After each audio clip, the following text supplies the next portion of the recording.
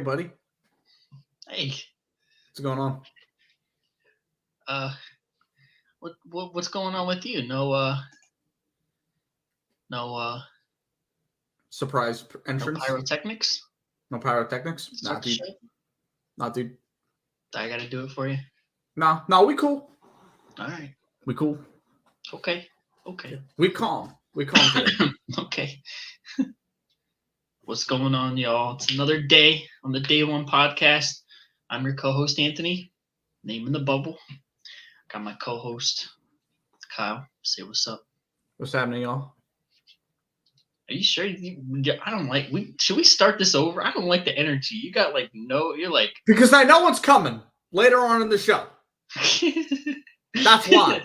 I got him a little worked up before we went live on a certain topic of a certain bias NFC East rivalry, but we'll get into that.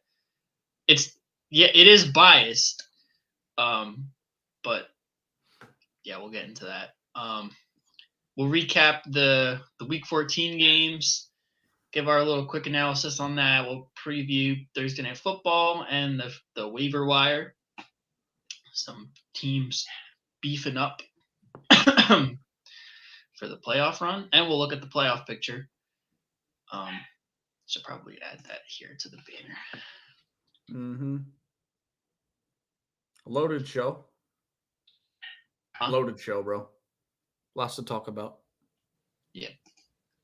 Even though 10 minutes ago we were just saying, I don't think there's much to talk about. Yeah. Now that we come on here, there's a lot to talk about. Let's go.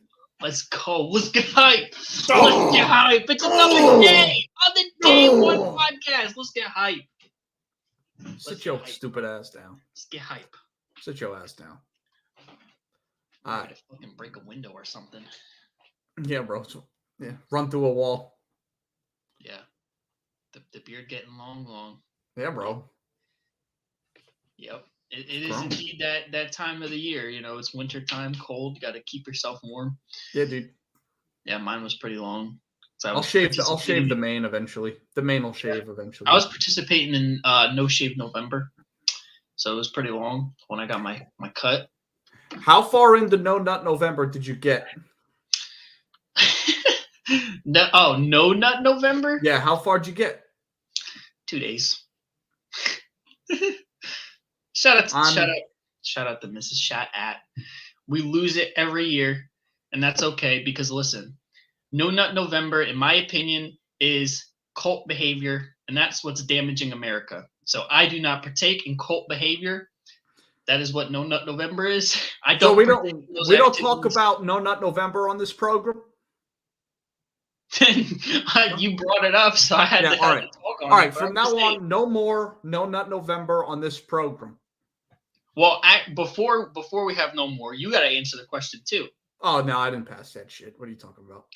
All right. How long into it did you go? 6 hours. 6. Oh man. Okay. Yeah. Well, you know what? Let me tell you. For those 6 hours, I was committed. Okay. Yeah. That's cool. It's relatable. Yeah. But it's cult behavior, in my opinion, and I don't partake in that because it's damaging this country. I'm here for that. Our society.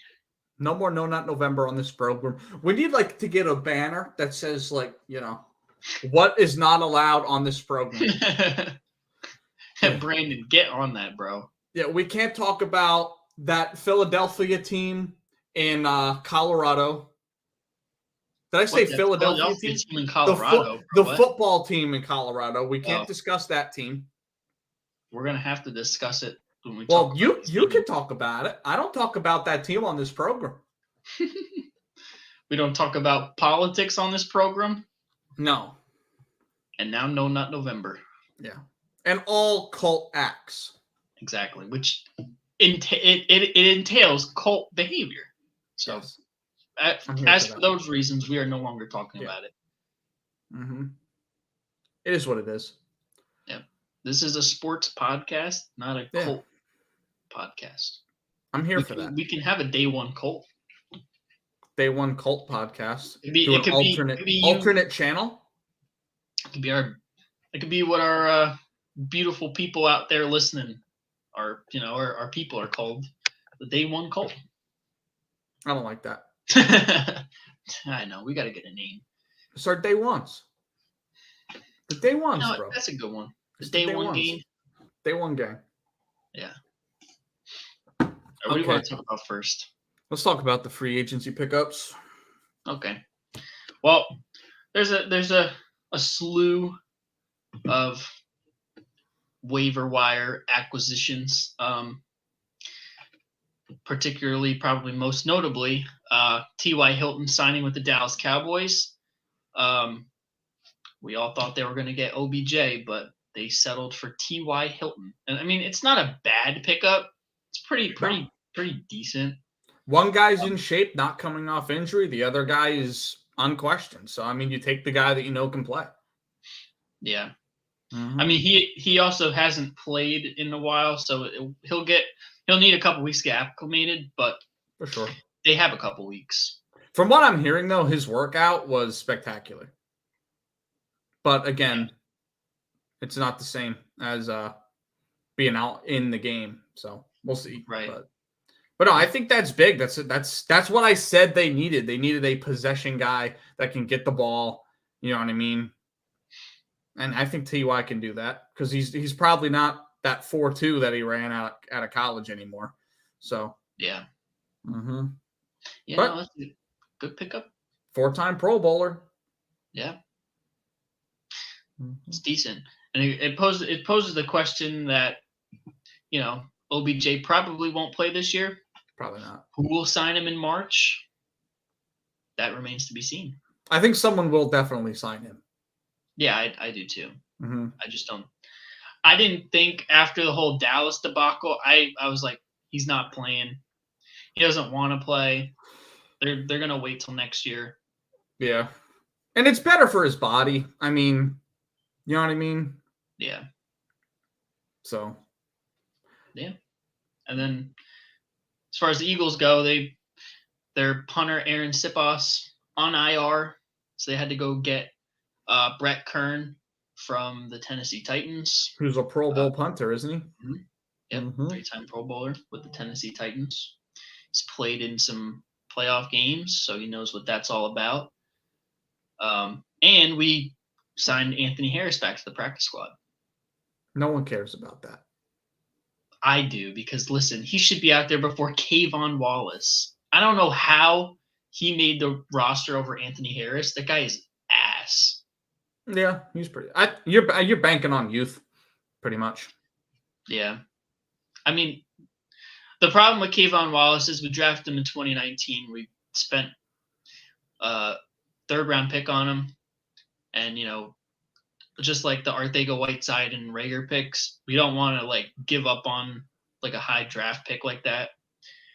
But he honestly has not done much. No. He's had a grand total of 3 plays this year, and that's about all he's done in his time in Philly. Mm-hmm. Reed Blankenship, undrafted free agent, who, by the way, probably will miss this week, but minor knee sprain, should be back for Dallas this week.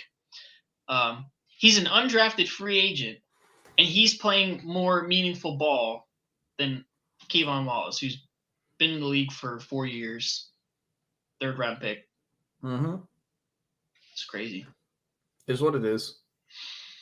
Yeah. Do be like that. Yeah, then you got the Bills picking up Cole Beasley. I think he was really, really good with them. Yep. When it was just him and John Brown. I mean, I don't see why he can't contribute right away in a slot role he's basically Jamison Crowder's replacement. Yeah. Mm-hmm. And he'll get some balls. Yep. He's familiar with the system. Shifty slot guy. Knows Josh Allen. They got chemistry, so be good for them. Mm-hmm. They're going to need everything they can get if they want to beat the Chiefs to go win the AFC. So yeah, they're not beating the Chiefs or the Bengals. No. Yeah. Nope. It's a 4-team race right now. I agree. Mm-hmm. there any other meaty? I don't think so. I mean, it's really like it's not so much about these players being signed. It's like the aftermath of fucking Odell. Like I get so pissed off. It's like he led everybody on. You know what I mean? Yeah. You've got people like going against their like coaches and shit, recruiting him on Twitter, doing all this crazy shit, and he's just not gonna play. Like, I don't know. I thought he was cleared. Was he not cleared like a few weeks ago? I thought he was, but then Like, Dallas came out with the hit piece that they were like, "Oh yeah, we're not sure if he'll be able to contribute this year because of his health." And I knew right then and there, like they're not signing him. He's probably not going to play this year. So No. Yeah. I don't know. I guess the other news piece, I guess, was Debo's injury. Yeah, It and Kyler wasn't severe, thank goodness. He's a hell of a player, so he'll be back for the playoffs. And Kyler Murray, yeah. Torn ACL. Good for him. Good for him. Getting some extra time on Call of Duty, getting that double XP this weekend. Yeah, bro, you are fucked up for that. You're like, hey, you know, it just so happens the new Call of Duty just dropped new update, and you know he faked his injury. Bro got carted off and tore his ACL. I didn't say he faked his injury. Yes, you did, bro. No, I didn't. I Yes, never you said did. he faked his injury. I said it's convenient that he got hurt right before double XP. Let me check this text message. Yeah, I got. I got the receipts, bro. I'm gonna go and find the receipts. You're a clown for that.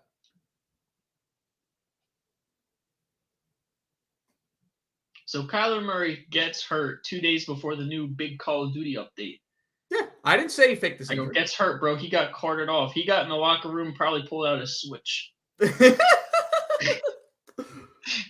Come on, bro. I hope this is a humbling experience for him. The game got ripped away from him. Hopefully he'll stop being a fucking asshole in the locker room. I'm not a Kyler Murray guy. I don't fuck with Kyler Murray at all. I think Kyler Murray's very overrated. No.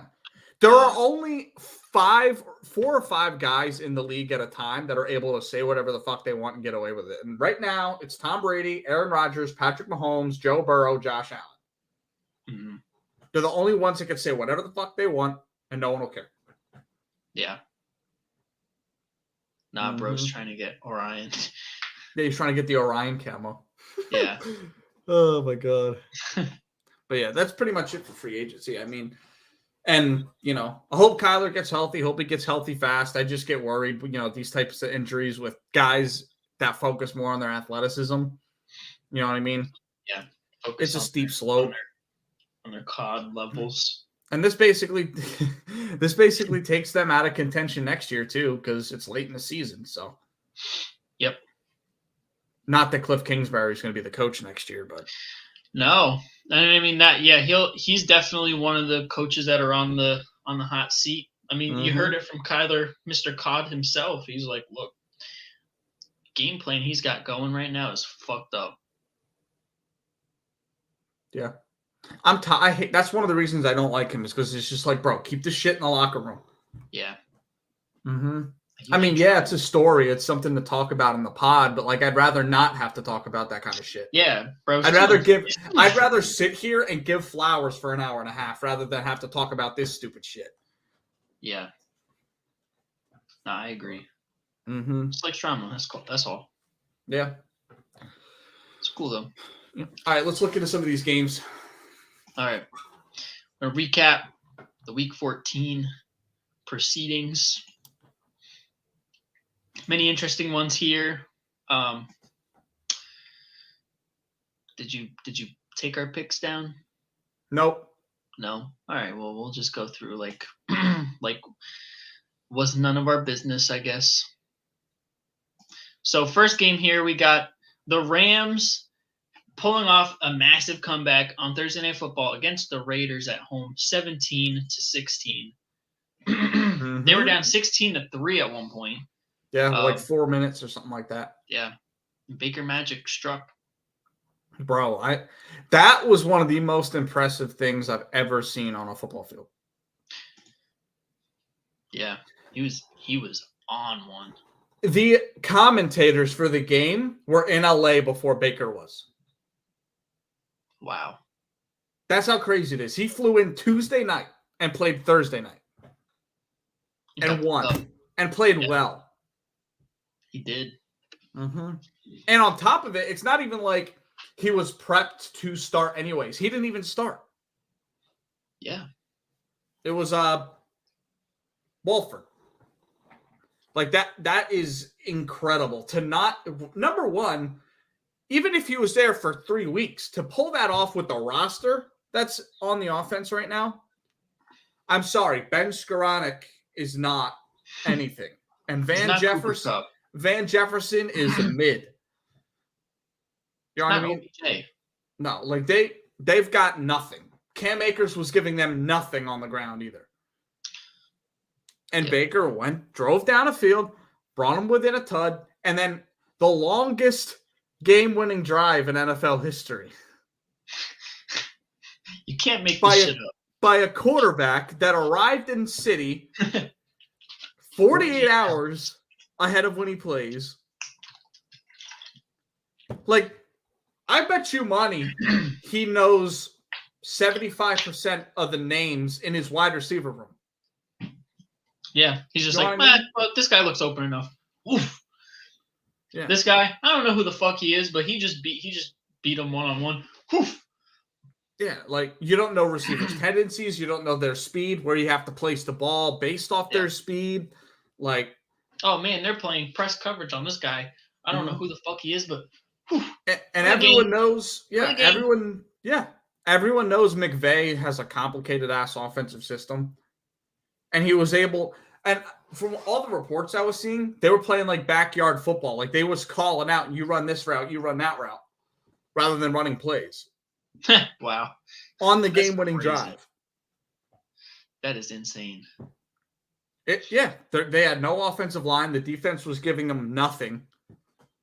Like, I mean, they were stopping them, but it's not like they were even getting short field at all. Like, nothing. Yeah. Like, they had no help. And they still pulled it out. Mm-hmm. Shout out to Baker, man. Shout out. These are the type of plays that turns people's careers around. Like, you know what I mean? Yeah. That game won him another shot as a starter in the league, I think. I agree. Personally. Unless he's absolute shit the next couple weeks. Yeah. Mm-hmm. We'll see. Yeah. It's something to keep our eyes on, but no. Big time play by Baker. Yeah, good on Baker. Next game here, we got Detroit Lions taking care of business at home against the Vikings, 34-23. Kind of saw this one coming, didn't you? Hey, Jared. Is that the wave? Go around there. Hey, coach, it's 3rd and 7. We're gonna run that play, Penny Sewell, the out route. What you that good? That good? We're good with that play call? Good with that play call? Coach, hey, coach. Yeah, coach. That's fine. That's fine. All right. That's fine. All right, Jay. Penny Sewell out, corner route. You know the deal. Hey. Fuck are we doing? Huh? Pele, we're in that play for you? Fuck are we doing? Bro, I love the Lions. I love this team. It's so cool. Yeah, MCDC, such a fun coach. He's such a cool coach. How you call shit that you're like, I don't even know what the fuck we're doing, and like it just works.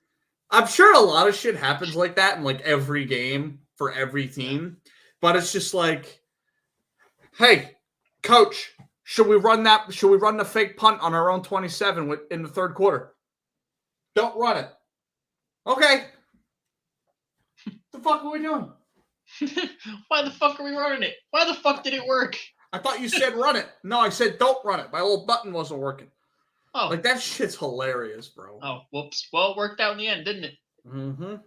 I think the Vikings continue to start to come back down to earth a little bit. They're 10-3 with a -1 point differential. That's insane. It's nuts. That's fucking insane. Yeah. Look, I've been saying it all year. I mean, I've given the Vikings their props just because they've been so consistent. Like they've been able to consistently find ways to somehow win games. Yeah.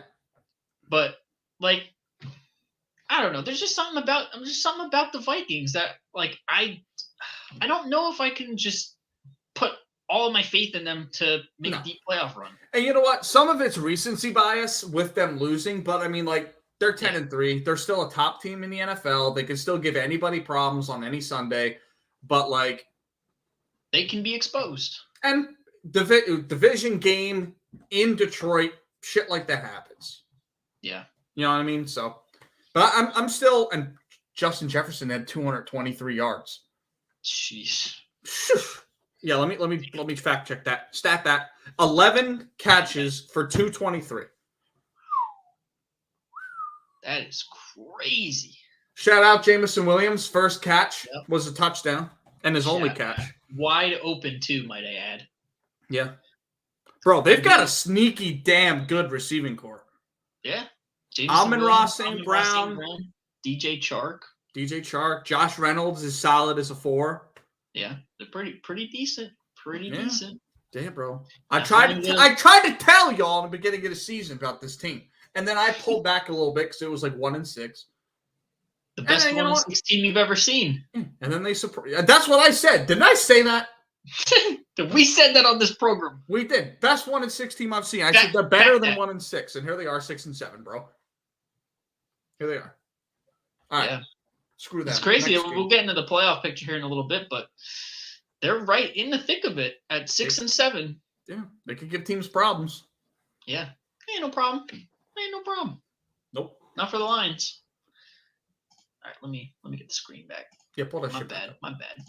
All right, next game. The Ravens narrowly edging out the Pittsburgh Steelers on the road, 16-14. I guess most notably in this game, Kenny Pickett went out with a concussion, and there was no Lamar Jackson. Mm-hmm. There's really not much to say about this game. I mean, one team got the running game going, one team didn't. One team turned the ball over, one team didn't. Division rival in Pitt. It was going to be a close game, but there's not much to take away from it without Lamar being there. Yeah. Mm-hmm. I mean, they got the dub, though. That's all that matters. Yeah. Yep. I will say, though, their defense since week 9 is first in every category. Yeah. Mm-hmm. Ravens, they got a good defense over there. Yeah. It's just the offense that's my question mark about the Ravens. Like, the offensive firepower, the defensive firepower, no problem. They ain't no problem. Yeah. Not the Ravens are winning the contract negotiation right now. Yeah, that's true. Mm-hmm. It's true. They said pay that man. I mean, like, nope. Tyler Huntley's stupid ass led him to a win. So I mean, against the Kenny Pickett-less Mitchell Trubisky-led Steelers, but Mitchell Trubisky, including the 3 picks, only had 5 incompletions. 22 to his team and 3 to his team to make 25. Yeah, there you go. Yeah. Najee Harris fell off the map this year, by the way. Yeah. He's been bad. He's been really bad. Yeah, it's crazy. 3.8 a carry. Yeah. Wow. Compared to 4.5 last year, and he's got freaking 3 fumbles. Yeah. Not good. No. It's fall from grace. But who cares? Yeah, it's the Steelers. That's Steelers. Yep. Moving on. Another division game here. The Cincinnati Bengals taking care of business at home against the Cleveland Browns. The Brownies, 23-10. I saw this one coming. It's kind of like a revenge game there.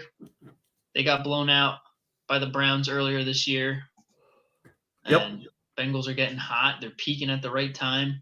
Jamar Chase is back doing his thing. Mm-hmm. They held Nick Chubb to under 50 yards rushing. Yeah. Yeah. Deshaun Watson looked better this week than he did last week. So there's improvement there. Yeah. 26 of 42, 276 in the air, 1 tud, 1 pick. Solid. My only concern is, though, Amari Cooper's only got 10 targets in the 2 games with him. Yeah. DPJ has been his guy, which is fine, but I mean, like, you got to get Amari the ball. Yeah, you got Amari Cooper, who's arguably a top 10 receiver in the league. You got to get him the ball. Mm-hmm. Yeah. But no, since he keeps rolling. Yep. Hey, gonna be a scary team in the playoffs to face. Yep. Questions about running it back? We'll find out. Quite possible. Moving on here. Bills taking care of business against your New York Jets, 20-12. Bro, what happened? 8-point game. What happened? I need a salute and a moment of silence.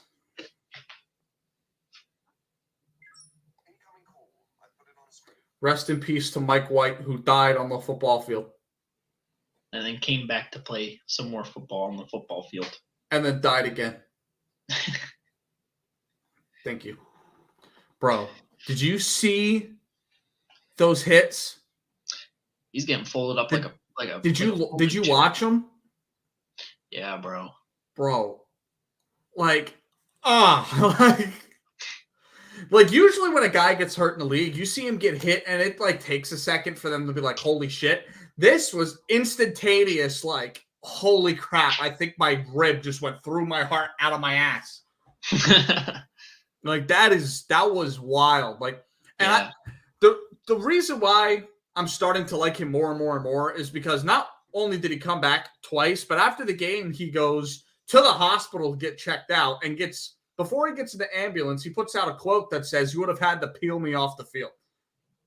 I love that. And yet you have Zach Wilson over here being like, "Oh, it's not my fault. It's not my fault.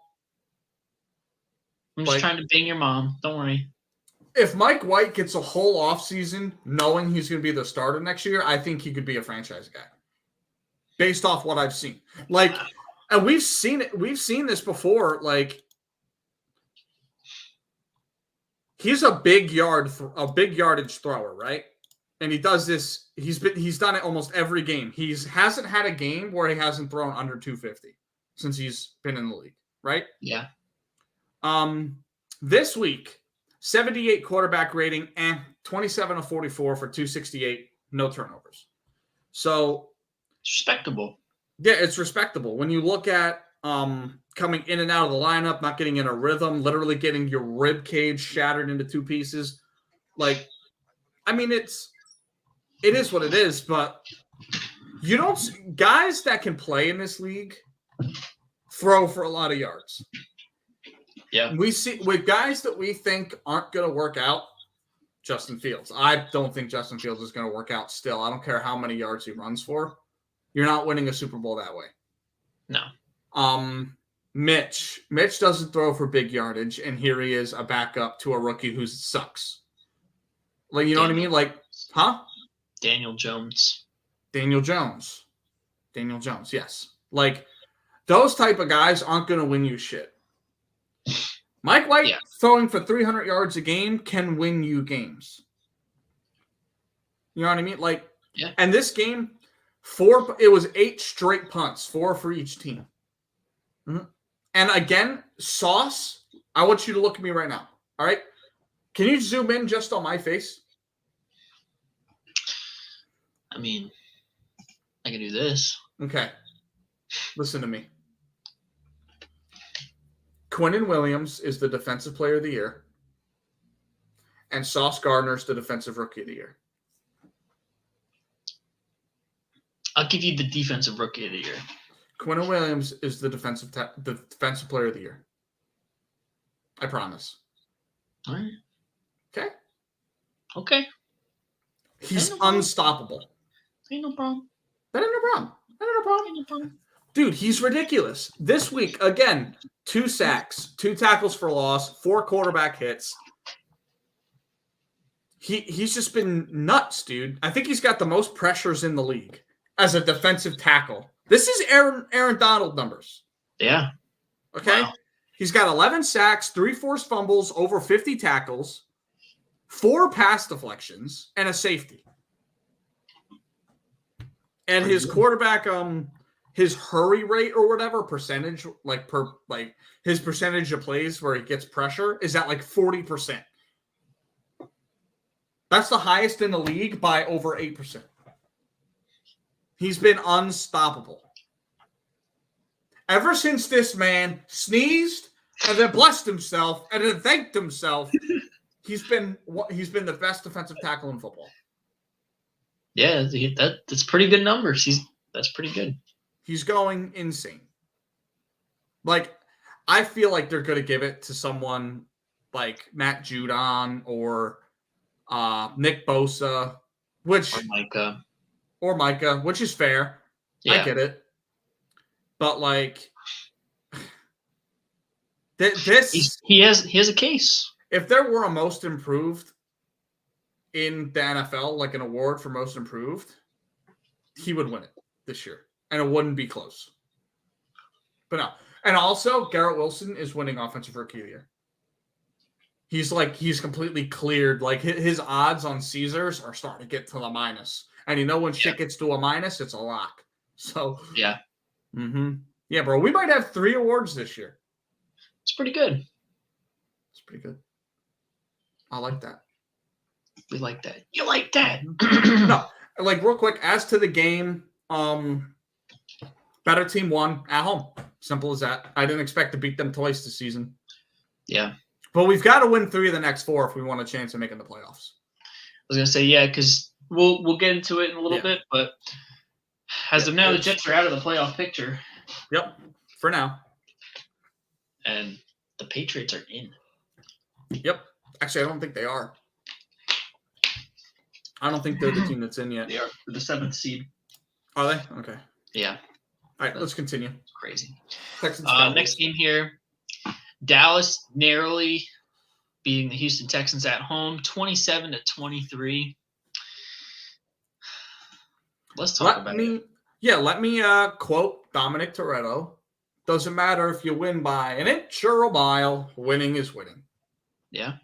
Like, let me ask you this. If they say they play fucking, I don't know, the Lions in the first round of the playoffs, and they barely beat them. All that shit of like, oh, well, all that shit of they're like, wow, they barely won to a team that's lesser than them. Like, this is the NFL. You're going to have weeks where worse teams are going to get you. It's just how it is. You know what I mean? Yeah. And this is kind of like the Vikings. Like, it's recency bias because they lost, but like both these teams are 10-3. You know what I'm saying? Like, they're tied with the second best record in football. It is what it is. Like, yeah, I think this was a game where everybody had in mind where Dallas was just going to come out and take care of business, but didn't happen that way until the final minute of the game. No, and I'm not going to judge them on this game either because we know they're looking ahead to Christmas Eve. Yeah, which, you know what I mean? In my opinion, I think is a mistake because I don't think it matters to me. Like, if they are looking ahead to the Eagles, it is what it is because they're not a threat to miss the playoffs. Yeah, and they're probably they probably think they could still win the division, but they probably won't win the division. Yeah, you know what I mean. That's what I'm saying. Like, the only way that's possible. Win the division. The only way that's possible is if they win out and the Eagles lose 3 of the last 4. That's the only way they win the division. Yeah. And that's not going to happen. Which is not happening. No. Absolutely. The Cowboys could very well win out. It's a possibility. But the Eagles aren't going to go 1-3. They're going to go at least 3-1. So. Yeah. Mm-hmm. Yeah. I think it would be, I mean, they're trying to win the division still, which we'll see about that. They got to focus on their opponent this week. And their opponent this week is not the Eagles. It's the Jacksonville Jaguars. Yeah. And they're also a team like the Texans who, they might not have a lot of wins. They haven't had a lot of success this year. But, they're a scrappy team. They're hungry for wins. They're going to come out and give them their best shot and try to get one on the Cowboys. And if they're just like, Jags, whatever, blah, blah, blah, blah, blah. we're focused on the Eagles. They're going to come out and they're going to get smacked in the face. Yeah. And that, in my opinion, will be all that she writes for the division. I think it already is. I think even last week, you know what I mean? It's technically a 3-game lead because you have the tiebreaker. Like that's very unlikely that happens. It's super impossible, I think. Because just because, like, when you're 2 games out of first place in the division, the team that's better than you isn't going to get worse than you all of a sudden. You know what I mean? Like, when I saw Buffalo being first in the division, I expected that. When they fell out of the division, I was surprised. But here they are, again, back to a 2-game lead in the division. It's just how it works out. The better teams win. Okay? Mm-hmm. So, like, no, I don't a lot of people are saying, well, they should have had to go on a game-winning drive.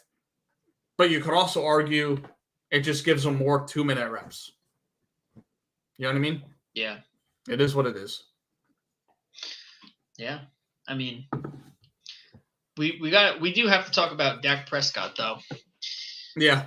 He's been bad. People want to sit up here and say, I'm not saying you, I'm just saying there's people out there that want to sit up here and say that, you know, he's playing good. You know, he's a cog in the system. He's playing fine. He has 9 picks in 8 games. Yeah. He's fine. It's fine. It's fine for now, but once you get into a meaningful game, it would be bad if they're losing. It's fine because they're winning. Well, yeah. Yeah. But it's just something to look at, like, yeah. You know, you can't do that in the playoffs. You're not going to throw 2 picks, especially the one deep in their own territory. Yeah. And think you're going to win games and move on deep into the postseason. It's just not going to happen. No, I don't think so. And, like, when it comes to Dak too, like, I still think he's a top 10 quarterback because I include all the intangibles. I think he has the best intangibles in football. I just do because, like, Jalen Hurts and Patrick Mahomes have great intangibles, but they haven't also been through controversial shit like Cowboys always are. You know what I'm saying? And Dak always seems to find the best way out of it. I mean, I guess, but I mean, I don't know. I don't know how I feel about Dak's intangibles compared to Pat Mahomes or Jalen Hurts. I don't know. He might be in, like, in that top 5 to 10 intangibles, but I'm not giving him best. Oh, come on. He's top 3 to 5. Top 3 to 5. He's not the best in the league, though. No, maybe not. but still, he's up there. Like, and that shit matters. Yeah. Like, you don't see him barking at teammates like Brady, which is some people like, some people don't. I personally don't. I don't feel like, as a man, I'd want another guy coming in my face and fucking screaming at me. Yeah. Personally, like, hold me accountable, yes, but don't disrespect me. Mm-hmm. Pat Mahomes, for me, sometimes I don't feel like the energy's there. You know what I mean? When it comes to Jalen, I just haven't seen him go through shit. You know what I mean? He's been through a lot. Do you not know his journey? I know his journey. I just mean, like, this season, navigating the season, like, it's not like they've been through shit because they're constantly winning. You know what I mean? Dak had to sit there and watch his backup quarterback win 5 games in a row and had to take it like a man and not turn into an asshole because of it. Well, what is he doing? Jalen got benched for Tua. He goes and wins the national championship, and he had to sit there and take it like a man, not act like an asshole. Yeah. He's not the guy. Yeah, but I just mean, like, at this level recently. You know what I'm saying? Like, I mean, he has had a lot of football-related stuff. Football-related stuff, yes, Jalen Hurts has been through a shit ton. But when it comes to socially, when you have an owner like Jerry fucking Jones. Well, Jalen Hurts doesn't have that. Exactly. That's what I'm saying. Like, so he doesn't need to navigate that. exactly. Which It's is not good a knock because on. you know what? He could just focus on football. Yeah, it's not Don't a have to knock worry on about all the Jalen. other shit like Jerry Jones and the racist picture with Yeah, the school picture. It's not a knock on Jalen whatsoever. I'm just saying I like more the intangibles of Dak because I've seen him go through it. That's it. That's all. There's nothing to say. I can't. All right, Skip Bayless. I can talk good about one player. Hey, listen. I can talk good about one player it's without my turn. shitting on You another said it was my turn. I can talk about one player without shitting on another one. That's not what I'm doing with Jalen. I know Jalen has incredible intangibles. I know Pat Mahomes is incredible intangibles. It's just like I haven't seen Dak make a mistake at the mic yet. You know what I'm saying? And when he has made a mistake off the mic, he corrects it and it's done. I think that's unrelated to what he's done on the football field. No, but I think that matters as a quarterback. I'm not talking about what he says in the media outside of the field. Yeah. I mean intangibles on the field. Well, I still think he has top intangibles on the field. Not better than Pat Mahomes or Jalen Hurts. Okay, that's fine if you want to think that. That's cool. Yeah, that's cool. That's what I was saying. It's an opinion. It's not wrong. It's an opinion. Yeah.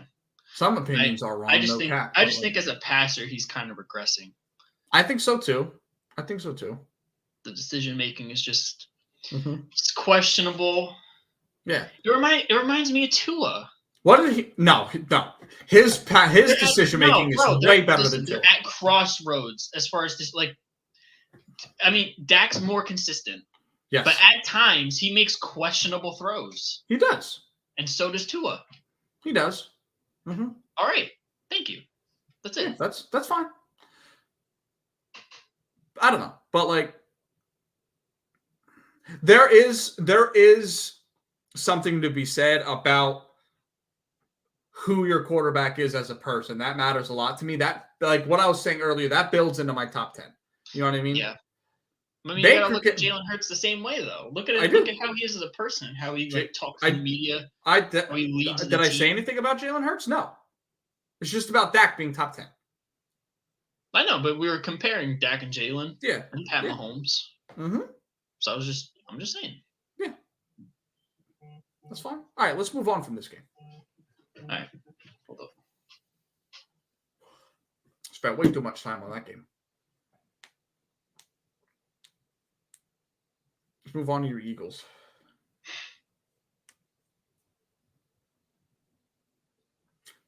Sorry, the missus was calling me. Gotta tell her we're busy. Tell her to stop it.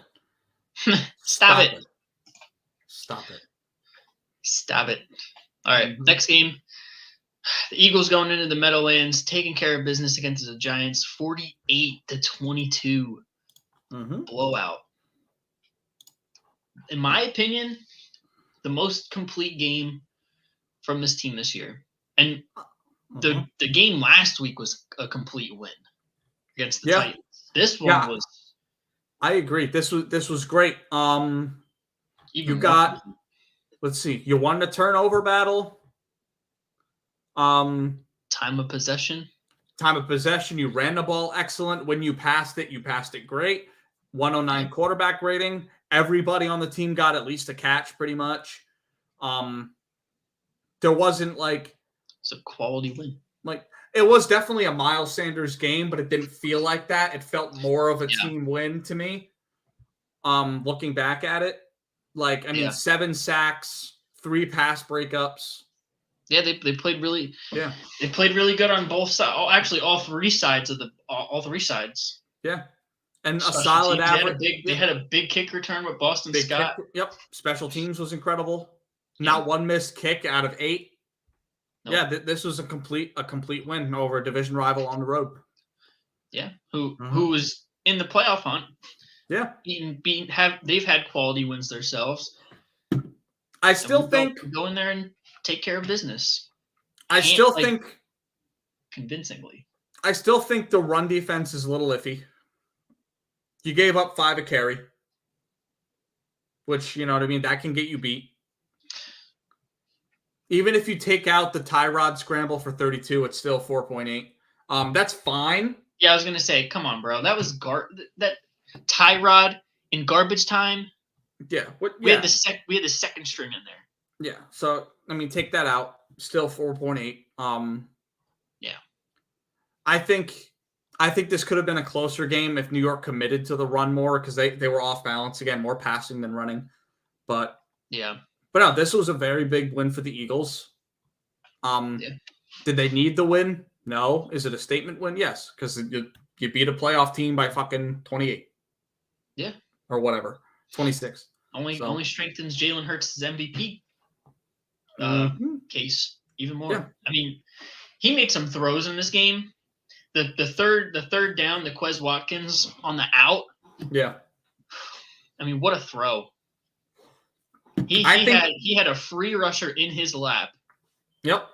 And threw off of his back foot, which is a big no-no. Didn't matter. Still hit Quez Watkins right where he needed it. I think the development has just been insane. Yeah. As far as like throwing mechanics, timing, anticipation, reading the defense. It's been tremendous. I mean, it definitely helps having the team around him that he does. Yeah. But you can't discount the work he's put in this offseason. I mean, they dared him to throw it again in one-on-one coverage. What'd he do? Torched him. Yeah. And this was a perfectly balanced attack. 31 passes, 31 rushes. Perfect. Absolutely perfect. And I think today, Jalen Hurts is the slight MVP winner right now. But I think next week, if Pat Mahomes throws for 303 tuds, he could be barely in the lead. I think this is going to go back and forth the rest of the year. I think if both teams win out and both quarterbacks play really, really well, I think it's Jalen's to lose. Yeah. But I think if Pat Mahomes doesn't have any more multiple turnover games and maybe Jalen Hurts has one, it could flip. Like, it's that close, I think, for me personally. Yeah. I feel like you're in the same boat too. I don't know how you feel about the 3-pick game that Mahomes had. I have a different opinion on it than you do probably, but he threw 3 picks in one game. Jalen Hurts has thrown 3 picks all season. Season. So your Philly bias is built into that. I'm a little bit different on that. Okay. Hey, I'm just stating facts. It's facts. It's facts. 3 interceptions in one game. Jalen Hurts has thrown 3 all season. It's facts, I'm just saying. It's facts, and I'm also not discounting. I'm not dismissing Patrick Mahomes' interceptions because clearly I think Jalen is the MVP right now. But I do think like there are levels to picks. You know what I mean? There are tip passes that are picks, like things like that. Well, yeah. Jalen's had 1 or 2 of those this year. Yeah. So. But yeah, let's move on. But yeah, this was a perfect game. Move on. Look, quickly touch on this MVP conversation. We just did. Look, Micah Parsons come out in the media and say the MVP conversation. Is it Hurts or is it the team? He said it's the system and the team, nothing with Jalen Hurts' development. And you see Von Miller when he says that, he's like, oh Lord. He gets up, he's like the Stephen A. Smith meme is like, oh Lord, I know what you're doing now. It's disrespect on his name. Yeah, terrible. And it's gonna get them two L's in a row because he's worried on Philly. They're gonna lose to Jacksonville because they're gonna get punched in the mouth. And this is bulletin board for Philly. Yeah, they're gonna go into Dallas and beat them by 20. Okay. On Christmas Eve. Okay. 20. Bro. You know what? 25. It's going to be 25. Listen, the only way they win by 20 is if Dallas puts up 3 points because the Eagles aren't sniffing 30. They'll put up 30. No, they won't. They'll put up 30. Stop it. Listen, this is one of the highest scoring offenses in the league. Yes, but this is also one of the best defenses in the league. This is one of the best defenses in the league. And they had 27 the last time they played them. They were this close to 30. Exactly. They're not sniffing 30. Think they can do that again? 27? Sure. But if they're going to win by 20, I don't expect Dallas to only put up 7. It could happen. All right, whatever. They were down 20-0 in the first half in that game. And they clawed it back. Yeah. We let them make it interesting. Dallas isn't going to let them go up 20-0 again. 20-0 again. They're going to lose the game, though. That's case in point. They're going to lose They the could. game. I still think Dallas is going to win that game. They're going to lose that game, bro. Dallas. I'll put Dallas money on it right now.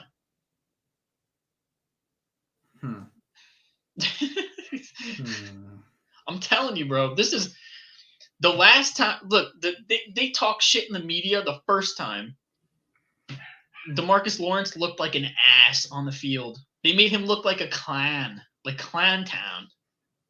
I'm not willing to put Micah Parsons. I'm not willing to put money on him because I'm broke. Exactly. Because they're gonna take an L. Because I'm broke.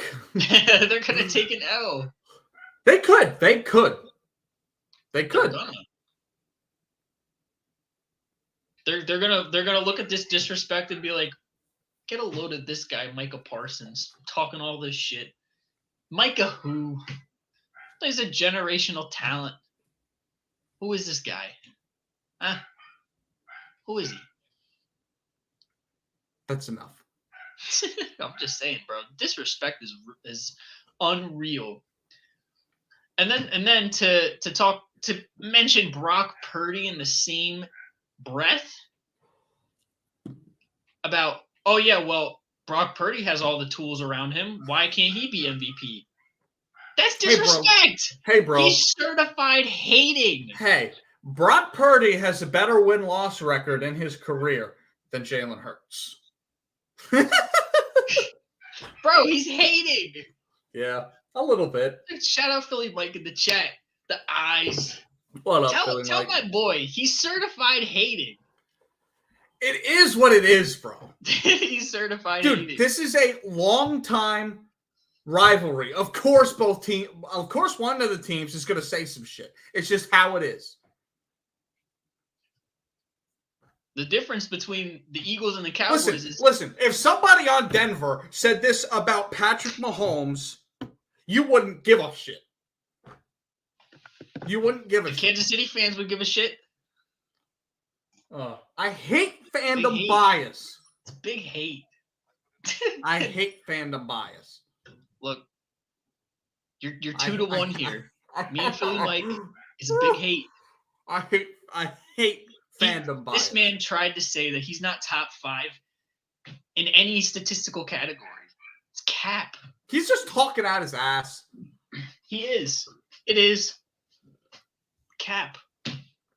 It's cap. You see that? See what you're wearing on your head right now? Cap. It's cap. It is cap. It's cap. Mm-hmm. I'm just saying. It's cap. Whatever, dude. Whatever, bro. I like seeing you get worked up. I like this. Because it's so agitating listening to you constantly defend everything that's not Eagles. Like, that has to do with... He gets so much hate, though. No, he's been playing out of his mind this year. I get he has all the tools around him. Jalen's gotten very minimal hate. Huh? He's got minimal hate. What are you talking about? Micah Parsons is like the only thing I've heard people say about Jalen. Other than... you live under a rock? Other than... You live under a rock, bro. Bro, other than, can he get it done in the playoffs? That's the only other thing I've heard, and that's saying fair. That he could not throw a football 5 yards. He can throw. They were calling him a running back. Yeah, but those are statements that are so outlandishly Even the stupid. Philly fan base was like, "We should have Gardner Minshew in." Who is this guy? He's one of the all most. All that is people that don't watch football, that think they know football, that watch these daily shows and think they know something because they watch them. That's it. That's fair. That's all it is. That's fair. That's all it is. But I just think Micah Parsons is hating big time. He could be. But again, it's a division rival. I wouldn't be surprised. I wouldn't have been surprised if Quinton Williams went out and said Josh Allen is not a top 5 quarterback. Look, with the John Morant meme. Look, it's fine. Stay on that side. Don't switch up. I want all the smoke. We run up the chimney. I want all the smoke. We run up the chimney. Stay on that side. It's cool. You know what side we're on. Yeah, bro. Whatever. Whatever. like getting you worked up. Because like this type of shit has no significance at all. Like it means nothing. I'm just saying though, it means something to Eagles and Cowboys fans. It might not mean anything to you, but it means something to us. Which is cool. Think about it like this though. If you had like the Buffalo Bills, Mike White has a breakout year. You know, he has huge progression, whatever. They get guys around him. The Jets, potentially a Super Bowl contender. And I don't know. Micah Hyde comes out in the media, goes on the Voncast or whatever. He's talking shit on Mike White. The Mike White for MVP. Is it the team? Is it the system they got around him? I don't know. They could probably drop Brock Purdy in that and they'd be a Super Bowl contender. He could be the MVP. How would you feel, bro? Well, I don't feel like that's hate towards the quarterback. I feel like that's like there are still people that think Patrick Mahomes without a different coach wouldn't be who he is. I mean, I guess situations are everything, but yes, the NFL situation is everything, bro. So why wouldn't you question that? Because it's clear that he's put so much work in this season. Yeah. And but I'm not going to to, which is true, flowers. which is true, which is totally Give him his true. Flowers then. But people like that are bums, like Davis Mills. He's putting in the fucking work too. Like, you know what I mean? It's not like everybody's putting in work. You know what I mean? You don't get to this point without putting in work. You know what I mean? Yeah. So you can't use that as an argument because Micah Parsons is putting in. Give him his credit. Yeah, when you it plays out, give him his credit. Absolutely. You don't want to do that. That's cool. Like I said, hey, stay on that side. We don't want you switching up. Stay on that side. Yeah, whatever, dude. Stay on that side. We don't want you switching up. Dude, let's fucking move on. I'm tired of talking about the fucking Eagles. I love getting you worked up. Shout out to Mike coming in the chat for this. All right. I'm glad he got to see your meltdown. It's not a meltdown. It's you being constantly fucking Eagles biased. It drives me nuts. I am not biased about the Jets. I wouldn't be mad if you were. Huh? I wouldn't be mad if you were. I'm just saying, look, if you would, it wasn't working out, I would tell you. You'd look at me as a non-biased fan and be like, what the fuck are you talking about? I'm just saying. Like, if I said Mike White is better than Derek Carr, you'd be like, dude, are you fucking nuts? The dude's 25 is Derek Carr? Derek Carr. Oh, Derek Carr. You'd be like, what are you, fucking nuts? The guy's played 4 games. Yeah. Which is why it's crazy to throw Brock Purdy in the MVP conversation. You know me. I'm facts over feelings. You know me. You know what I do? When I said earlier in the show that Quinnen Williams could be the defensive player of the year, I broke down his stats and why. So you want me to break down the Jalen Hurts stats as to why? No. I know his stats because they fucking flash it on ESPN every 5 minutes. I don't care. Hey, listen. Top deep ball quarterback, over 20 yards. 108 passer rating. I know. First in the league. I know. 0.8 interception percentage. First. Good for him. 68% completion percentage. That's up 7% from last year's. Third. Mm-hmm. A .256 EPA per play. That's third. If you remove all screens, RPOs, play action passes from the equation, just look at straight dropbacks. Shout out to Fran Duffy. Eagles quarterback Jalen Hurts leads the league in adjusted completion percentage at 78.5. On just straight dropbacks, this man is almost 80% completion percentage. And I got news for you. None of that shit matters if the Eagles get their ass beat in the divisional round. They're not going to get their ass beat in the divisional round because they're going to get a home playoff game. Who is coming to Philly to beat them? I don't think so either.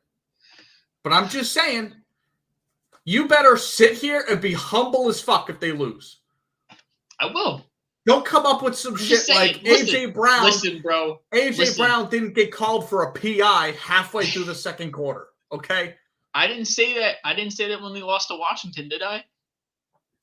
I was humble. I was humble on this program. Broke it down. Listen, I can take the good with the bad. I'm just saying, there's a lot of good right now. I So don't think you can. I'm out here. When it comes to the playoffs, I don't think you can.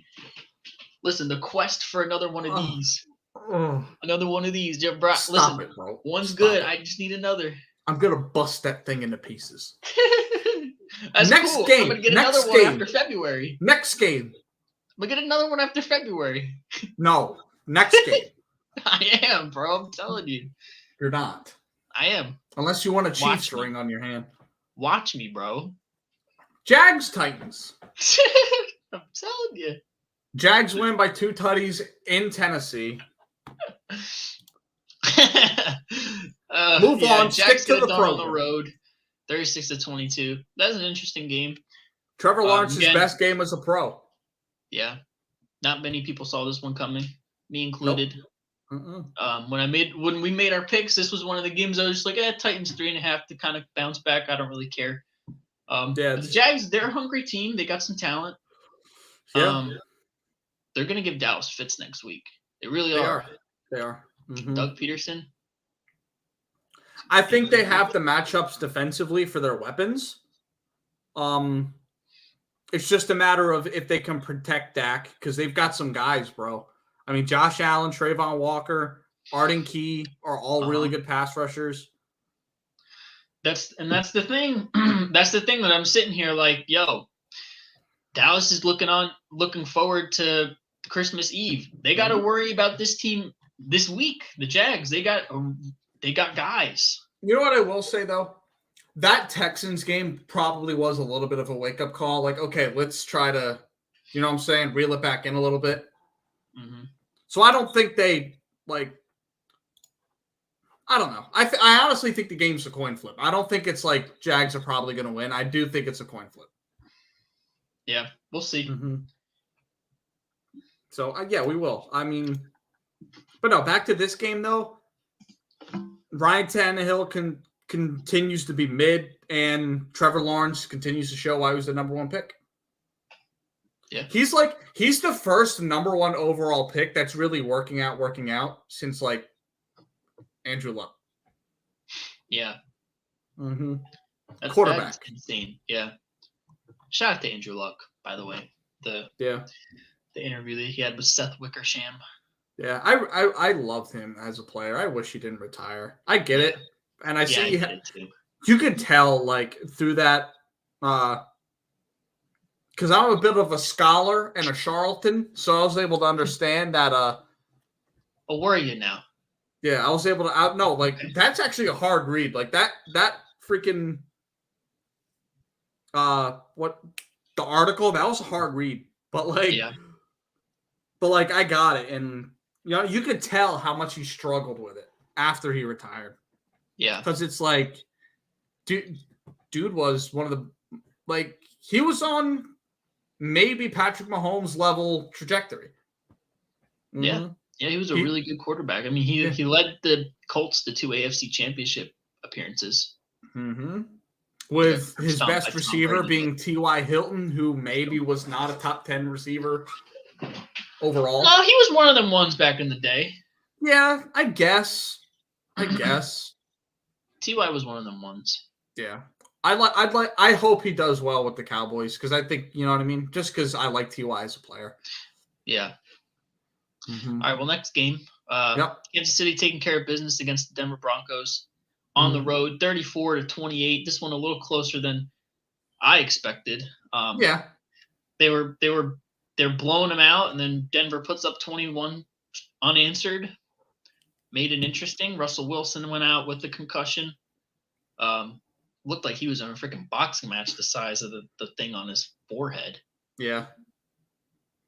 My whole thing with this game, and this is what I was going to mention earlier on, when you're Patrick Mahomes, and we've seen him do this a lot where his mechanics get shaky, he pulls off an incredible no-look pass where, this wasn't the original one where he was only, slightly off of his target. He was literally not even looking. Nowhere close. He was, underhand. He was over here and threw that shit underhand over here. Yeah, the granny throw. Yeah, when you do something like that, I feel like your confidence gets a little too high and you start trying shit. I think that has to do something with some of those picks. You know what I'm Yeah. saying? And Could of be. course, they're on the stat sheet. They will be when it comes to the MVP conversation. But if we're looking at just the game, I don't think, you know what I mean? I don't think this was a bad performance because he still gave you 350, 3 tuds, and a 27-point lead. You know what I mean?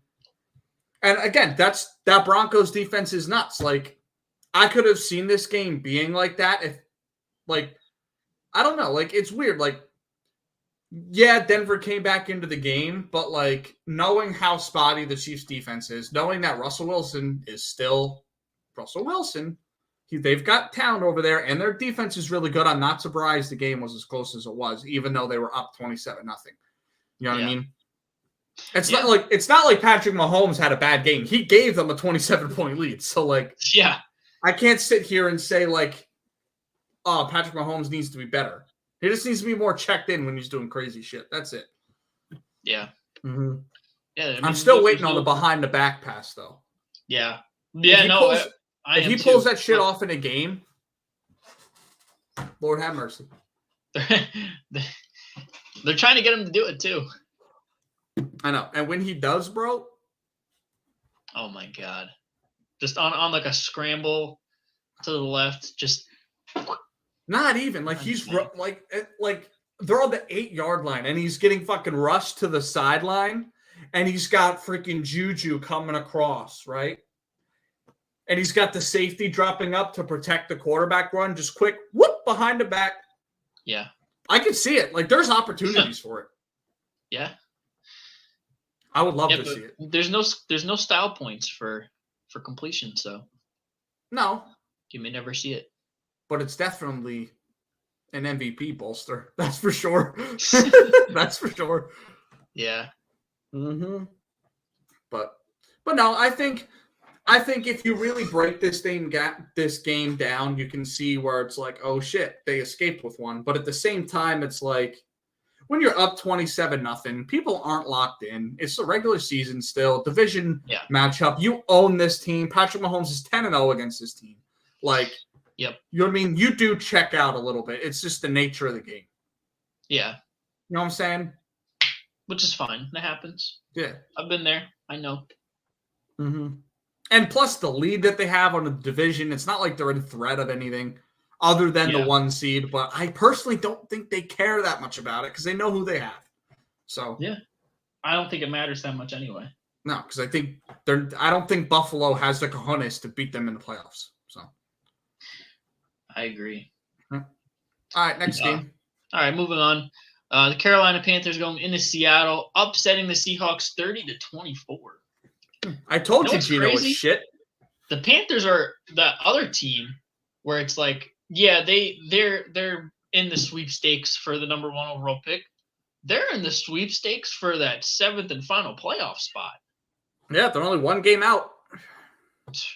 1 game out. That's insane. And I told you Geno Smith was shit. 2 picks, bro. What are we doing? All right. What are we doing? All right, okay. Look, the depressed Jets fan wins this week. All right. Yeah.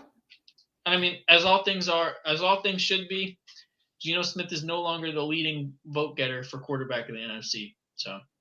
No, he shouldn't be. But no, like obviously, like every time I say that Geno Smith sucks, he clearly doesn't. Right? This is just one of those games he had no help from the run game. Okay. Travis Homer was their running back for the game. Yeah.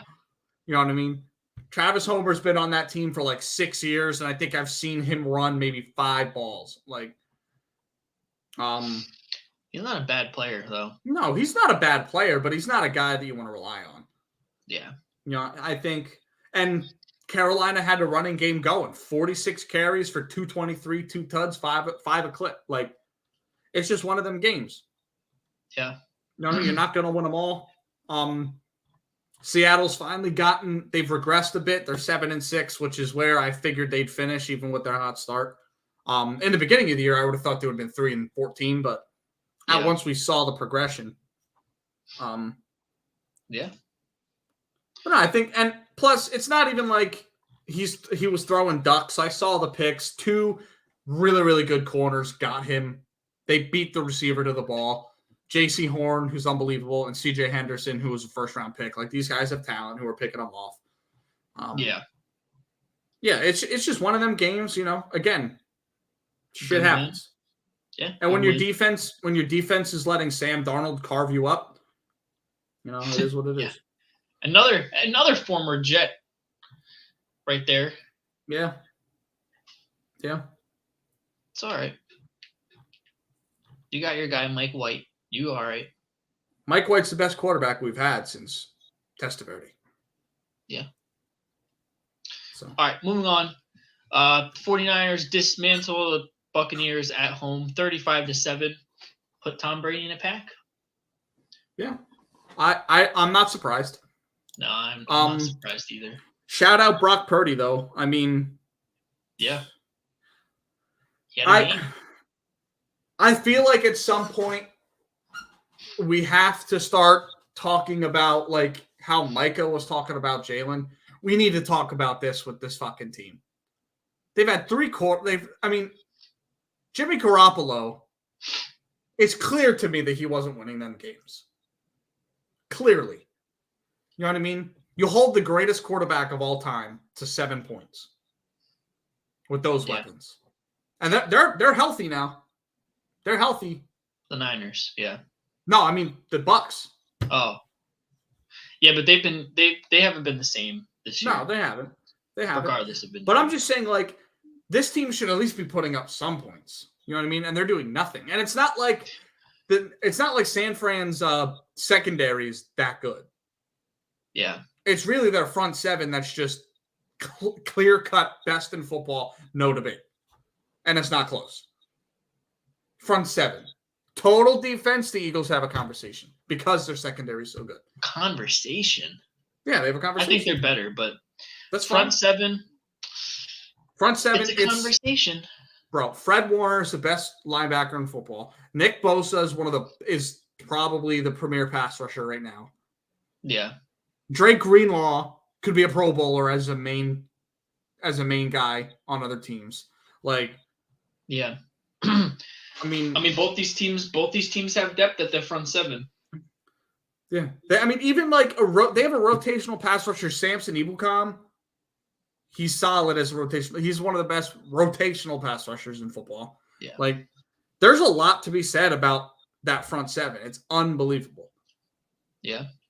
So I think I'm think a little. Those two are probably 1 and 2 in the NFC as far as that goes. And in general, in the league, I would say. the league, I think.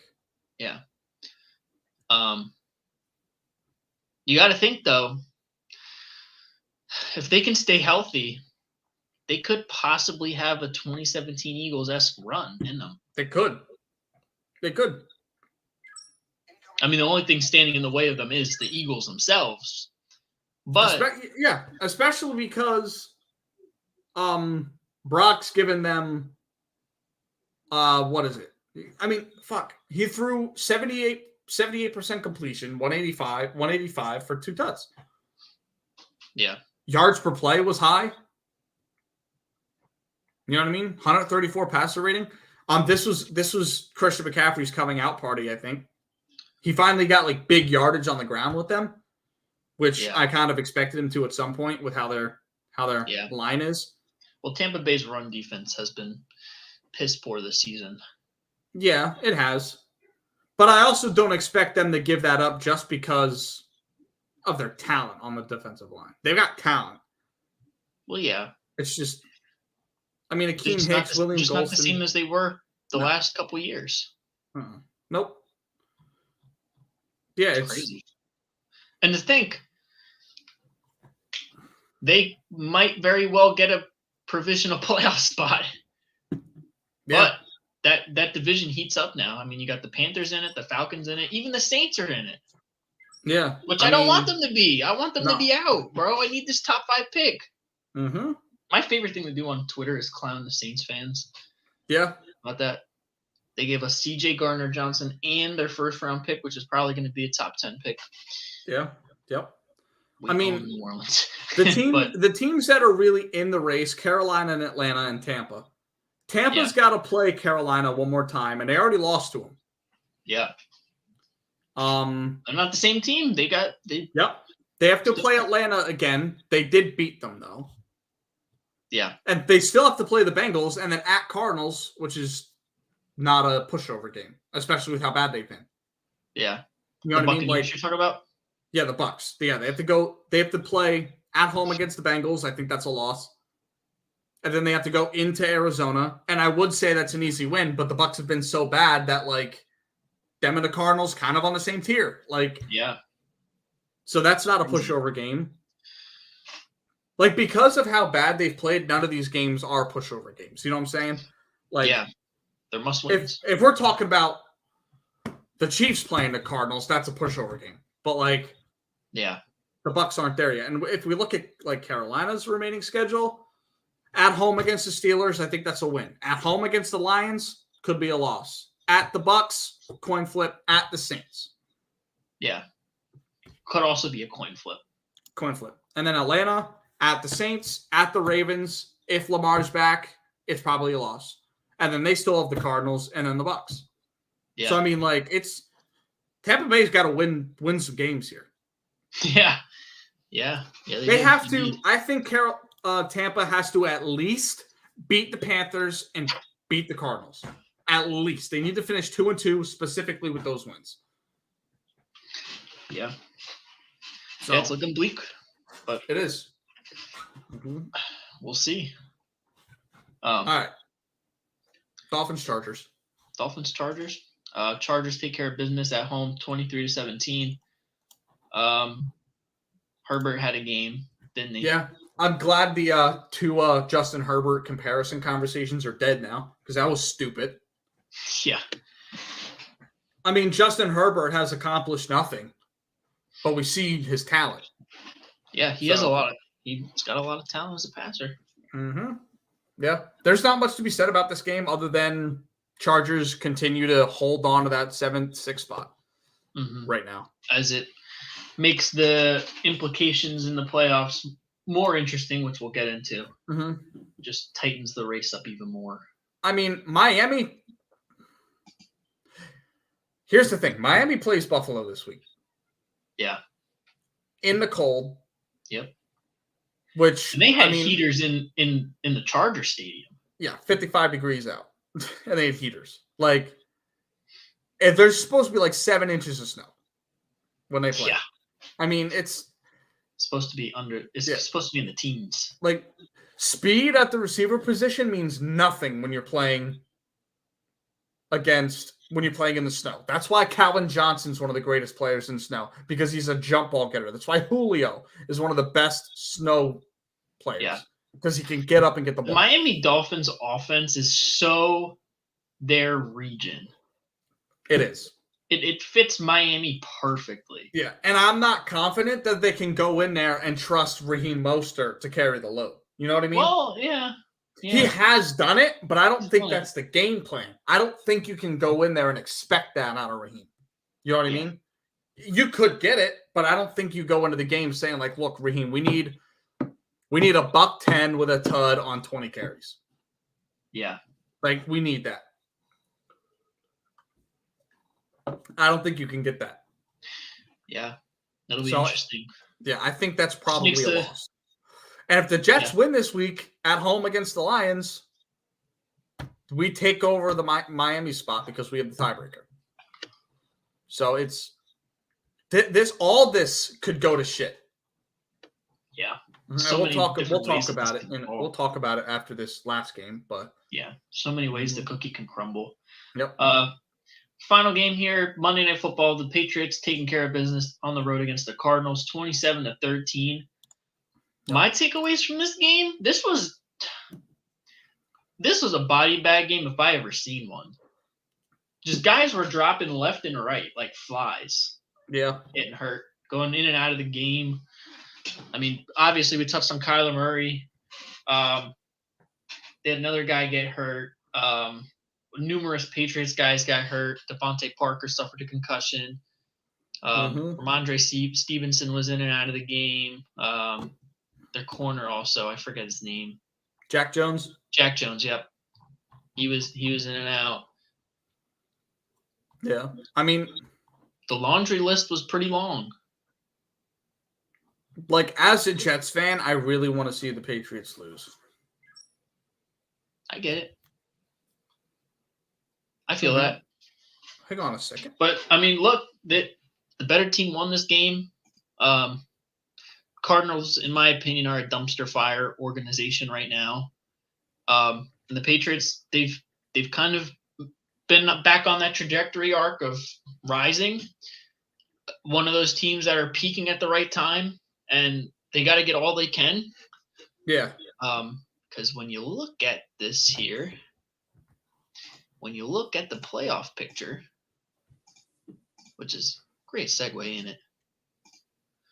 When you look at the playoff picture, 6 through 10, right there for the taking. Or, well, really 9, but the Jags kind of entering that conversation there. Yeah. The Jags, the Lions. Oh, dude, this. Yeah. This shit's wild. Mm-hmm. I mean, as far as the top, the higher seeds here, like the Bills, Chiefs, Eagles, Vikings, Niners, we don't really need to talk much about it. Even the Ravens. Yeah. These are teams that, in my opinion, have it all but locked up. Mm-hmm. So I mean, the Ravens are a little iffy. They got just because the Bengals. Oh yeah, that's true. Just because the Bengals could overtake them, and then Baltimore would have to fight for a playoff spot without Lamar. That's fair. I didn't even think of that. Like, there's a possible they don't win another game. Yeah. You know what I mean? And, like, real quick, let me look at the Ravens' schedule, because this is interesting. Yeah. They still have to go. They still have to play at Cleveland, which isn't a pushover because Deshaun Watson's getting better. At home against Atlanta. Atlanta is so weird to pick. Yeah. Pittsburgh, Ravens Pitt is always a flip. And then at Cincy, which is a loss. Yeah, that's interesting. There's so many interesting scenarios that can play out with the bottom half of this this playoff bracket. Mm-hmm. Like, I'd probably say the Titans are probably a safe lock. Yeah. The teams that are really locked in as of today: Bills, Eagles, Chiefs, Vikings, Niners, Titans, Cowboys. Probably. I feel like that's pretty safe to say that those teams will be in the postseason. I'd say so. But when you look at that AFC North, and then 5 through 9 in the AFC, and then over in the NFC, it's really 6 through 12. Yeah. And you got these teams that got a shot to kind of make a stab at it. I agree. It's, I don't know, like, it could really flip, bro. I mean, there's so much shit. There's just so much shit. I mean, I feel like, yeah, I don't even know. I don't know. Because, like, both Washington and New York could lose to that this week. And they play each other this week. They play each other this week. Yeah, they play each other this week. Okay. Which, in my opinion, I think whoever wins this game is making the playoffs. Yeah, probably. My opinion. Mm-hmm. As much as I'd love to see Detroit make the playoffs, I don't want them to win this week because they're playing the Jets. I feel you, yeah. But the Packers are still alive. Yeah, Packers, Panthers, even the Falcons are alive. Mm-hmm. I'd say this tier of teams right here: Cardinals, Saints, Rams, all but done. Colts. I also think the Falcons are pretty much teams dead. Right here are already eliminated. Texans, Bears, Broncos. Yeah, I also think that the Falcons are kind of out of it. I just don't think. I don't know. I just don't think the talent's there to make a push. I think talent defensively is there for Carolina. Yeah. And talent at the skill position. Right. I'm just talking mathematically, though. Yeah. It'll be interesting to see. And as far as the AFC goes, once you get past the Jets, really, it's a real stretch for like Jags, Raiders, Browns, Steelers, all but out, in my opinion. I agree. It's really a stretch for those teams. But it's for sure interesting to see, especially this AFC race. I mean, you look at Ravens, Bengals, Dolphins, Patriots, Chargers, Jets. What's that? 4, 5, 6 teams that could all very well make it or not. Just depends how the chips fall. I kind of feel like the Titans. Bro, that's crazy. Like, the Titans are kind of in the same boat as the Bucs. Like, they're just going to make it because they're clear-cut the division winner. Yeah. Are they? Oh, no, the Jags are still alive. I disregarded the Jags. Well, here's my thing. Do you think the Jags get in with a wild card or they get in winning the division? Because if we look... Yeah, the Jags just beat them, and they still have another game at Jackson. Bro, the Titans have to go to Chargers, at home against Texans, probably a win, Cowboys, and then at Jags. Yeah. Like, the Jags could very well win this division. No, I don't want to say that. Let me look at their schedule. I'm looking at it right now. So they go to the Cowboys. That'll be interesting. They play the Jets on the road. Then they go to the Texans on New Year's Day, and then the Titans. Their schedule's probably a little harder. The Jags. I mean, I don't know. You look at the Chargers. They have a really good pass team, and they can get carved up in the pass game. The Texans, that'll be a running game of massive proportions. The Texans and the Titans. Cowboys, Titans. I'm full Cowboy bias. I hope they lose that game. I think they win, though. I think they win that game. Yeah, it's going to be interesting. That's an interesting division race to keep your eyes on. Jags and Titans. Yeah, I mean, here's why I'm going to try to keep, obviously, like I always try to do, I'm going to try to keep my Jets bias out of it. Look, I think going to the Jets is harder than going to Chargers because if you look at the matchup, what do the Jags do the best? They throw the ball. Sauce and DJ Reed have been locking ass. Yeah. And they don't have, I don't even think, B talent at receiver. I don't think the passing game is going to be there for them. And Travis Etienne hasn't been the same since his injury this season yet. Yeah. You know what I mean? I picked the Jets in that game. I think that's a bad matchup. Whereas the Chargers, you can move the ball on them, and the Chargers tend to shoot themselves in the foot a lot. Yeah. You know what I mean? That's my biggest thing. And plus, I mean, at Houston's going to be harder than home against Houston for the Jags. Like, it's going to be harder to go to Texans than it is for the Titans to be home hosting the Texans. And then, you know what I mean? It's weird. It's tough. It's very close. Like, yeah, I don't know. Neither of these teams win out. So the Titans are probably going to need, I mean, the Jags are going to need the Titans to go 1-3 if they want to win the division, which is on the table. Yeah. It's interesting. And I mean, and even looking at the AFC East in general is just outside of the Bills is just. The only way the Jets make the playoffs is if we have a better record than the Patriots, who have to go to LA. They play the Bengals, play the Dolphins, play the Bills. That's the 4 games for New England. I think there's a chance all 4 of those are losses. Is that the 4 games? The Patriots? Raiders? At Raiders, Bengals, Dolphins, Bills. That's tough. Yeah, that's tough. They could be That's- 2-2 at best out of that. Yeah, at best. Probably I don't think they're beating at the Bills, and I don't think they're winning at home against the Bengals. Yeah. I think Yeah, they can win at I home agree. against the Dolphins, and I think they can beat the Raiders on the road. I agree. But I mean, then if that we look leaves- at, and while we're here, let's look at the Jets schedule. Jets, yeah, we have a bit of an easier schedule. At home against the Lions and the Jags. On the road in Seattle, I think we're going to want to prove a point out there. And then at the Dolphins, I personally think it's a coin flip. You guys also can go 2-2 or 3-1 in that stretch.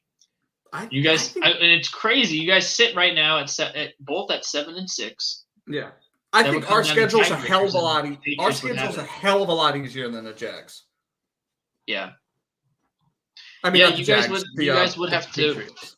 win more games because they have the tiebreaker on the Jets. It's long from over in this playoff picture.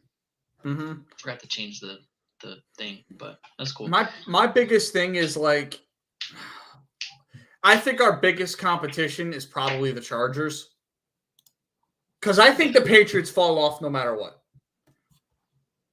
The Chargers, they've got, I don't know, dude, at home against Titans, on the road against Colts, at home against the Rams, on the road against the Broncos.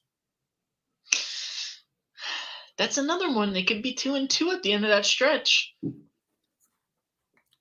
You know, I think you're right. I think the top 6 are set. I think it's going to be Patriots, Chargers, Jets fighting for that 7th spot.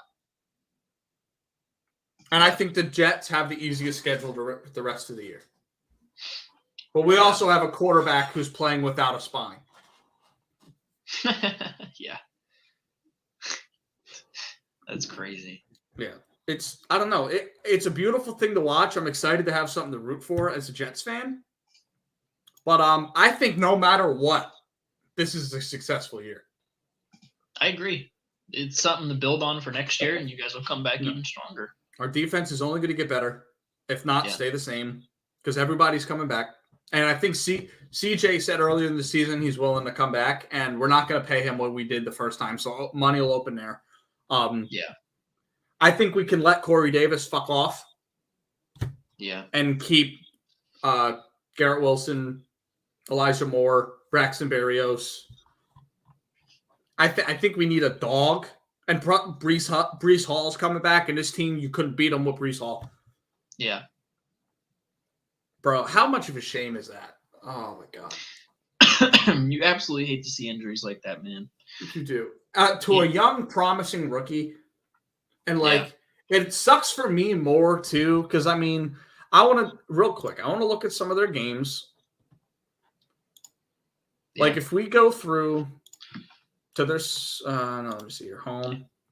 He got injured, when was it? Like, week 6? Something like that.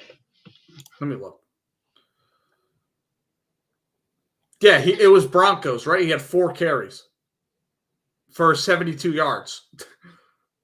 Right? I mean, you look after that, I don't think we could get a run game going against the Patriots.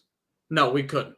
15 for 51, 3.4 on the ground. We couldn't get anything going against the Patriots in the run game, which could have been a win. Same thing the following game.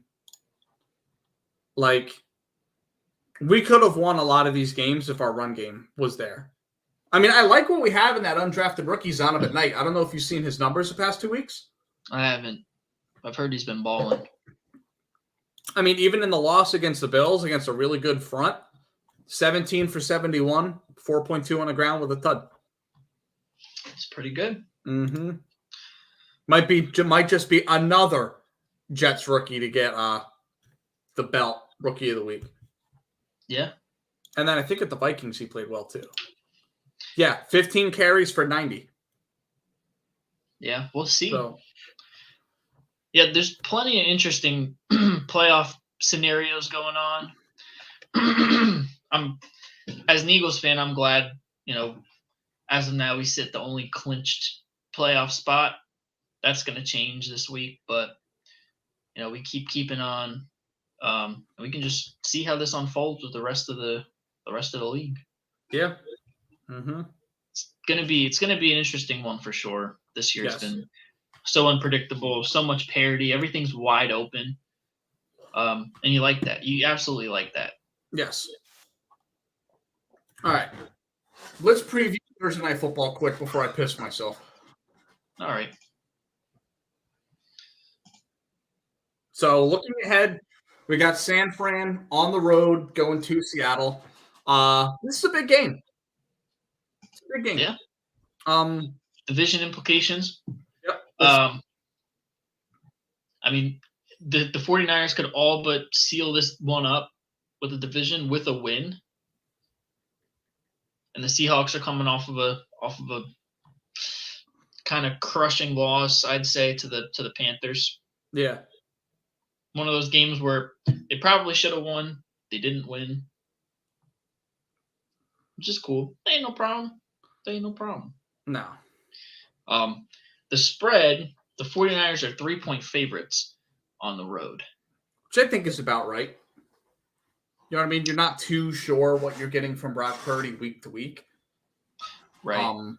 And he's questionable with a rib injury. I think he'll play. Who else do they have, dude? Yeah. They got George Kittle get out there under center? Wouldn't surprise me. No. I mean, I still think the Niners win this division even in a loss here. Because they've just got a light-ass schedule. At home against the Commies, at the Raiders, at home against the Cardinals. After the Seahawks game. So their schedule's pretty light. I think at most they could be 3-1 or 2-2. I think 3-1 or 4-0. Like I don't see them losing those last 3 games at all. I think the Seahawks game's a coin flip. Yeah. But then again, I also thought that last week and they beat the shit out of the Bucs. So yeah. Mm-hmm. It's a matter to see. And Seattle's defense doesn't have the talent that the Bucs has. No, it's a mismatch. Yeah. I'd probably say the 49ers win this one comfortably, but I don't know. There's a lot of question marks for both these games because, like, I don't know about you. Gino's definitely been better. I'm still not sold on the Seahawks. Out. Oh, Jesus. Out. Get out.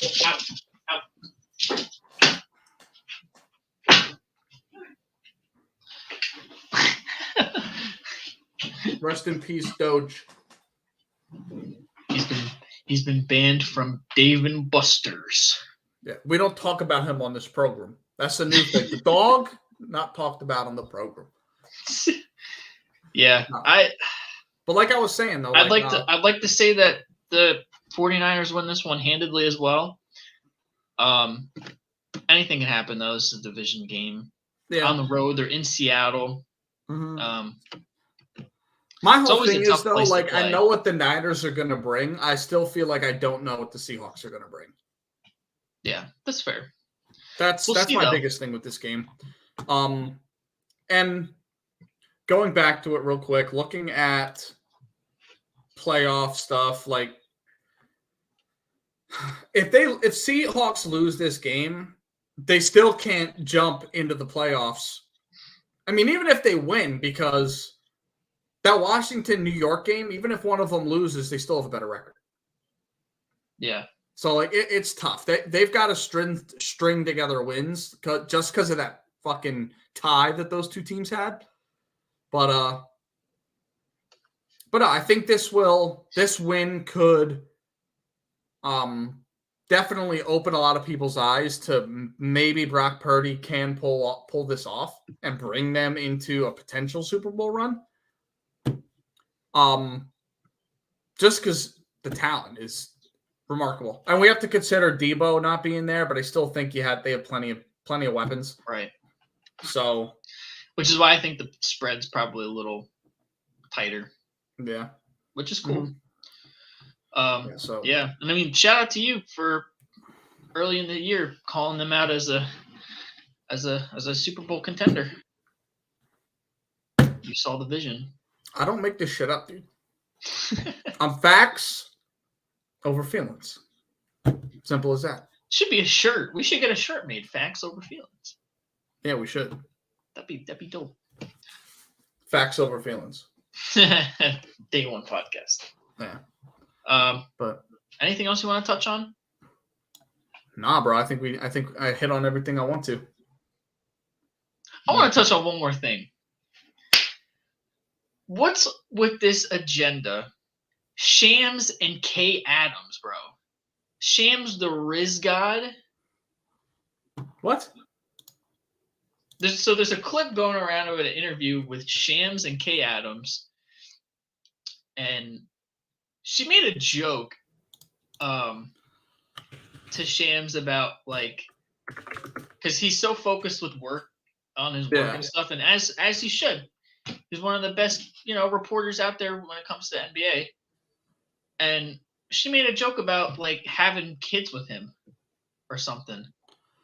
Here, let me educate myself real quick with another clip talking about it. All right, let me watch this quick. This show the fine folks. Actually, you know what? I'll show the fine folks while I watch it.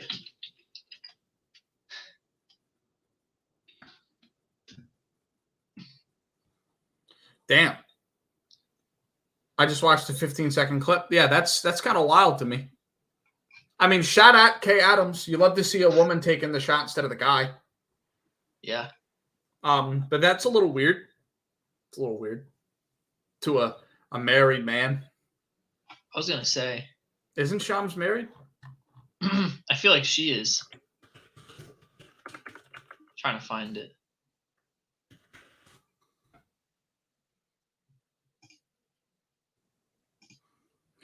Shams is married. Hold on, I'm gonna show the clip to the fine Kay folks Adams at home. Kay Adams is a home wrecker. Yep. I knew what I wanted to do. Yeah. Driving to Milwaukee, Indiana to cover games and like missing out on social life, missing out on school life. So yeah. So when we have kids, I'm kidding. I'm totally kidding.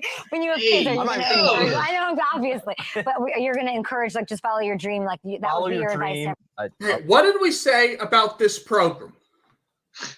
No sexual intercourse. Huh? None. MCDC. Hey, what the fuck are we doing? We can't have that. What the fuck is this? Hey, she's trying to ride some clout. I respect it. I mean, Shams is cute as fuck. I understand, but it's like, what are we doing? This is a man who's married to the game, bro. Yeah, bro. He's married to the game. He's married to his craft, his work. Mm-hmm. Don't need to get women in the way of that. No. He's sitting there. You see him. He's sitting there nervously, like, "No, I'm good." He's sweating. He's sweating crazy. Instantly bricked. Yeah, after those statements. He a little bricked up. That's a crazy statement on a public interview, bro. With a man that has a wife. Yeah, bro. But hey, I respect it. Okay? Yeah, you gotta shoot. When you're down 2 with 3 seconds left, all you can do is throw a full court heat. I believe she has a husband too. No, she doesn't. No? Oh. Nope. I just looked it up. But yeah, that's terrible. That's crazy. Yeah. Oh man. So everything you got. Word. Well, another day. Huh? Hey. Another day. Okay. We'll be getting more consistent. Okay. Life's been getting in the way. You know what I mean? Shit's crazy. Once the playoffs come along, we'll really lock in. I feel like the week by week tedious shit starting to get tiring when it comes to this league. The same fucking stories every week. It's but no, we'll be back. We'll hit the ground running, and Hell, I'll want to do a pod every night once the football season's over because all there'll be to talk about is basketball. So, yeah, that's true.